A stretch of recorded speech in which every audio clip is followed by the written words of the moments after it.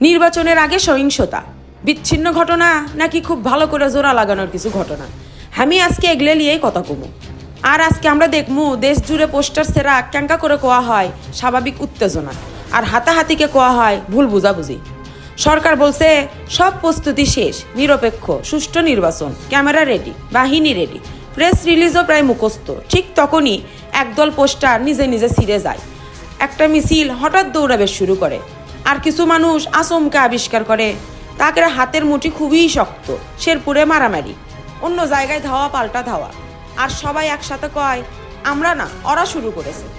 আমার কাছে কিছু তথ্য আছে, নিষিদ্ধ অবস্থায় থাকা আওয়ামী লীগের একটা অংশ নাকি ঢুকে পড়ছে গোপনে, চুপি চুপি, যেন রাজনীতি লয়, গোপন একটা মিশন। উদ্দেশ্য একটাই, নির্বাচনকে প্রশ্নবিদ্ধ করা আর দেশকে রাখা অস্থিরতার টেলারে। আলাদা আলাদা করে দেখলে এই ঘটনাগুলো বিচ্ছিন্নই মনে হবে, কিন্তু একসাথে করলে পুরো একটা সিরিজ। নাম হতে পারে নির্বাচনের আগে যা যা হয়। এদিকে মানুষ প্রশ্ন করিচ্ছে আইন শৃঙ্খলা বাহিনী কোথায়, কেন দ্রুত প্রতিক্রিয়া নেই? কিন্তু আসল প্রশ্নটা হয়তো অন্য, রাজনীতিতে আইন মানার অভ্যাসটা হারালো কোথায়? নিষেধাজ্ঞা ভাঙ্গা, রাজনৈতিক সাহস, শক্তি প্রদর্শন, কৌশল, উস্কানিমূলক বক্তব্য, নেতৃত্ব। আর সংঘর্ষ হলে দোষ প্রশাসনের, দোষ বাহিনী, নিজেরা আইন মানিনি এই কথাটা কেউ কয় না। এই দ্বিমুখী রাজনীতি আইন শৃঙ্খলাকে করে সব থেকে দুর্বল। এর মধ্যে হাজির বিদেশে বসে থাকা কিছু ইউটিউবার, লাইভে আগুন, ভিডিও তেল, থামলাইনে বিস্ফোরক। তাদের বক্তব্য নির্বাচন মানেই সংকট, আর সংকট মানেই ভিউ। এই অনলাইন উস্কানি মাঠের উত্তেজনা আরো তীব্র করেছে।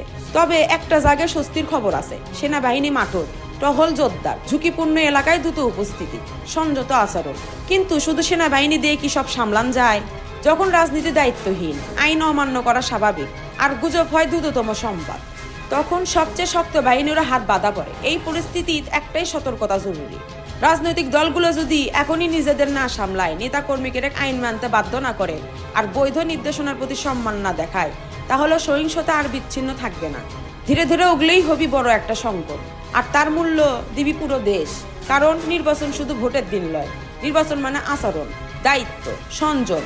না হলে কার্টুনের মতো লাগা ঘটনাগুলো একদিন বাস্তব ট্র্যাজেডি হয়ে দাঁড়াবে।